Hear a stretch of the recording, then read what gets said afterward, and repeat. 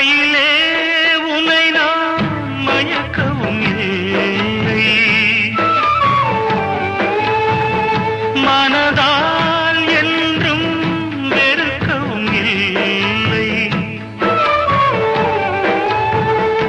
என்னை நீ தேடி இணைந்தது பாவம், எல்லாம் நீயே எழுதிய கோலம்.